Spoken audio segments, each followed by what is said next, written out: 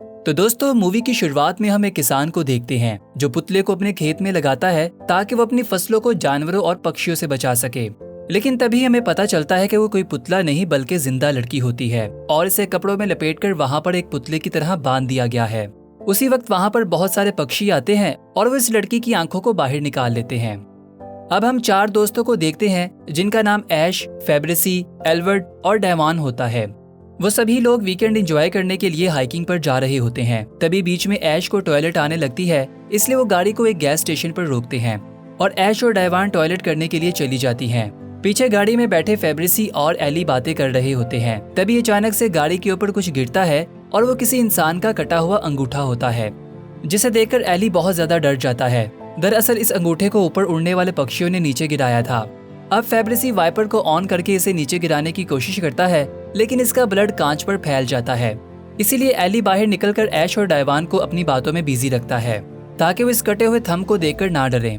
तब तक फेब्रिसी सब कुछ साफ कर देता है और अब वो सभी को बताता है कि यहाँ पर कुछ ही दूरी पर एक लेक और खाड़ी है जहाँ पर जाकर हम आज का दिन स्पेंड कर सकते हैं।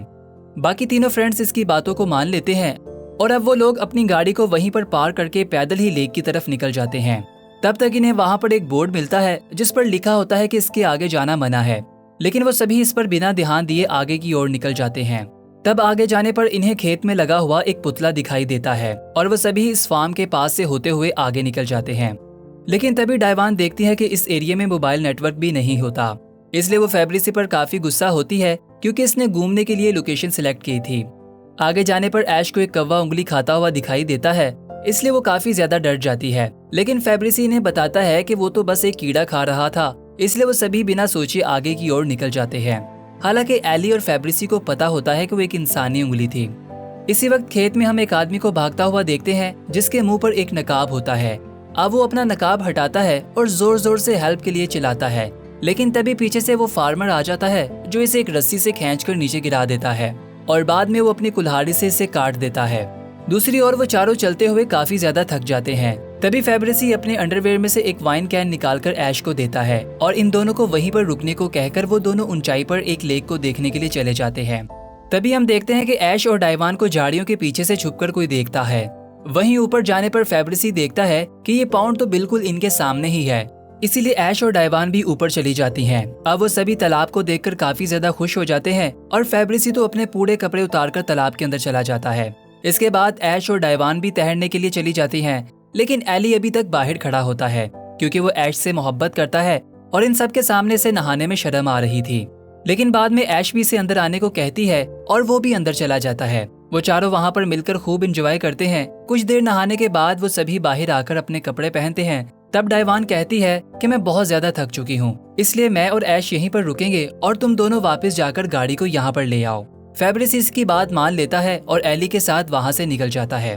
पीछे ऐश और डायवान अकेली बैठी होती हैं। तभी ऐश को वहाँ पर किसी के होने का एहसास होता है, लेकिन डायवान इसकी बात नहीं मानती।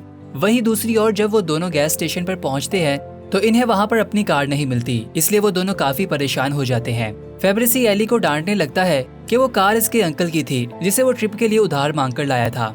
इसकी वजह से इन दोनों में झगड़ा होने लगता है। दूसरी ओर इन दोनों को फिर से किसी की आहट सुनाई देती है, इसलिए वो दोनों डरकर वहाँ से भाग जाती हैं और दौड़ते हुए इन दोनों के पास चली जाती हैं। इन्हें देखकर वो दोनों शांत हो जाते हैं और इन दोनों को बताते हैं कि हमारी कार चोरी हो गई है। ये सुनकर ऐश और डायवान भी परेशान हो जाती है क्योंकि अब शाम होने वाली होती है और वो सभी भूखे और प्यासे होते हैं क्योंकि इन सब का खाने पीने का सामान इस गाड़ी के अंदर ही था। अब वो लोग बातें कर रहे होते हैं, तभी इन्हें वहाँ पर वो फार्मर दिखाई देता है जिसे देखकर वो सभी हेल्प के लिए चिल्लाते हैं, लेकिन वो इनकी बातों को सुने बिना ही वहाँ से चला जाता है। इसलिए अब वो लोग इस खेत में जाकर इसे ढूंढने का फैसला करते हैं, लेकिन वहाँ पर कटीली जाली होती है जिसकी वजह से इन्हें निकलने में काफी ज्यादा दिक्कत होती है। बाकी लोग तो किसी न किसी तरह से निकल जाते हैं, लेकिन फेब्रिसी के निकलते समय एक वायर इसके पैर में फंस जाती है और वो दर्द के मारे चिल्लाने लगता है।